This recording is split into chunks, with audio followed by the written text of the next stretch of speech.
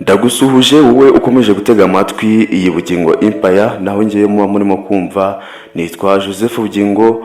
Uhawe ikaze muri iki kintu kiganiro. Mbese byashoboka ko amanota y'ibizamini bya leta yagabanywa maze abantu bajya boarding bakiyongera, cyangwa se n'abimuka bakiyongera? Nkuko mubizi ubushize amanota y'ibizamini bya leta, umuntu utaragize ku manota 50 kuzamura yarasibiye, ndetse tugendeye wenda no ku cyiciro rusange cy'amashuri yisumbuye, umuntu wagize munsi y'amanota 61 ntabwo yigeze abona boarding cyangwa se ikigo cy'ishuri biga babayo. Ibi rero bikaza gutuma abantu benshi bibaza niba hari igihe leta yazadohora aya manota bafatiyeho ko ashobora kuba menshi, maze umubare w'abanyeshuri bava mu ishuri ukiyongera, cyangwa se bikaba byabangamira amasomo muri rusange. Ubu ngubu rero iki nicyo kibazo kiri kwibazwa mu ngeri zose. Bareba abanyeshuri basibiye, abanyeshuri barenga 30% basibiye. Ibi bikaza gutuma abantu batekereza ko aya manota azagera igihe bakadohora, bakavuga ko aya manota ari menshi bakayagabanya, maze cyakoze wenda bagafatira nko kuri 45 nko mu cyiciro rusange cy'amashuri yisumbuye, cyangwa wenda nko muri nko mu wa gatandatu primaire, naho akaba ariko babigenza, bityo mu buryo bwo kongera umubare w'abantu bimutse. Nkuko mubizi, abantu bimutse bashoboye gupasinga bakimuka bakajya mu wundi mwaka ukurikiyeho, yaba mu wa 4 ari abakoze ikizamini cy'ikiciro rusange cy'amashuri yisumbuye, ndetse no mu wa mbere secondaire, n'abantu bakoze ikizamini cy'amashuri 6 abanza cya leta, bakaba bayagabanya amanota menshi bafatiyeho, bagafatira nko kuri 45 kugira ngo abanyeshuri babone uko bimuka neza. Mu mwaka ushize hari aho byigeze kubaho ko amanota abanyeshuri bari bamaze no gutangira, bari no kwiga, biyakiye ko nta boarding bari bubone, ariko hanyuma yaho amanota baza kuyagabanya, abanyeshuri bamwe baragenda bajya boarding, nuko ibintu bikomeza kugenda neza ku mpande z'ababyeyi ndetse n'abanyeshuri. Ariko iyo witegereje neza ukareba mu buyobozi bw'uburezi, mu bantu bashinzwe uburezi mu gihugu, ubona nta n'igitekerezo cyo kuvuga tuti twagabanya amanota y'abanyeshuri bakoreyeho. Ibi ngibi rero nubwo tuba tubitekereza gutya, ariko ni kugira ngo amanota bayafatireho kuriya, ni ibintu biba byicagwaho bikigwa, byamara kwigwa noneho bakabona kubyemeza. Barebye imibare y'abanyeshuri barimuka, bakareba n'imibare y'abanyeshuri bari busibire.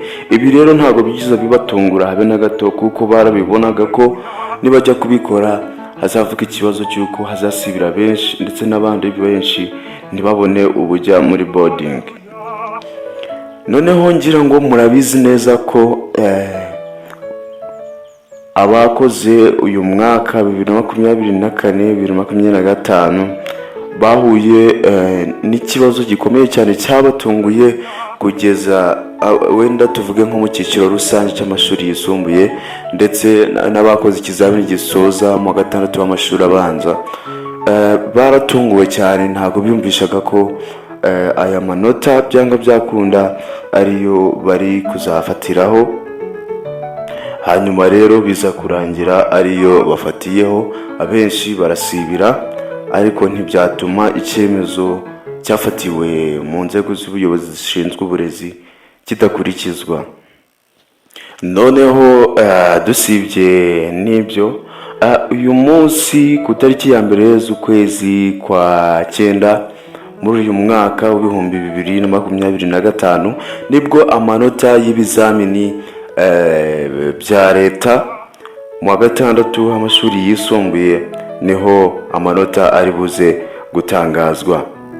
Ibi rero bikaza gutekerezwaho n'abanyeshuri benshi cyangwa se n'abandi bantu bagiye batandukanye ko Bruce iri buze kubona umugabo igasiba undi, cyane cyane ko twigeze no kuvugana n'abanyeshuri bakoze ikizamini cya leta cy'amashuri 6 yisumbuye, bakatubwira ko ibi bizamini bakoze bitari byoroshye habe na gato.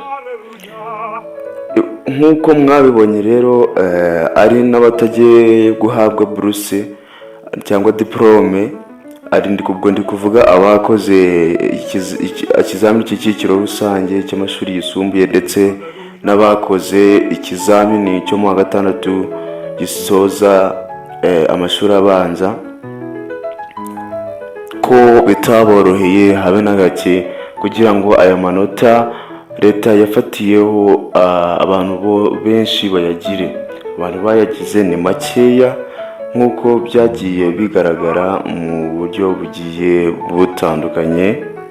Niyo mpamvu rero nk'impinduka zose zizagenda zigaragazwa mu bijyanye n'uburezi n'ubuyobozi bw'uburezi muri rusange, nka channel yacu yitwa Bugingo Empire ntituzahwema kubibamenyesha kuko tuba tubikurikiranira bya hafi, nta kintu kizigera kiducika. Muri aka kanya rero nibwo amanota y'ibizamini bya leta mu wa gatandatu w'amashuri yisumbuye agiye gutangazwa.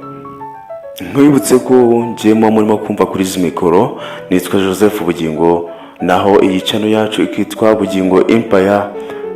Kora subscribe, fungure n'inzogera kugira ngo ibiganiro byacu tuzajya dukora buri munsi bijye bikugeraho nta kabuza. Hanyuma dukomeze kugenda twumva neza ibihe uko biri kugenda bigenda muri iyi minsi.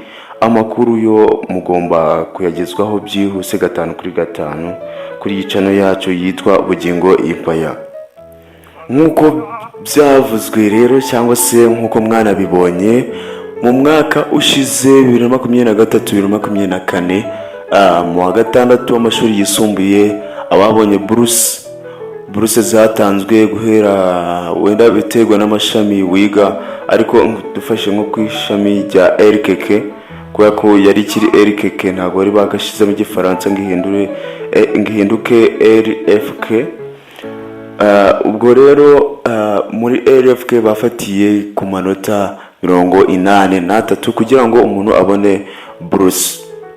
Urumva ko ntibyari byoroshye cyane ko uwagize munsi y'amanota 50 we agomba gusibira agasubiramo uwo mwaka akareba ko yabona Bruce iri hejuru y'amanota 50. Ibi byose rero mwabiteguriwe kandi mukabigezwaho nanjye Joseph Bugingo.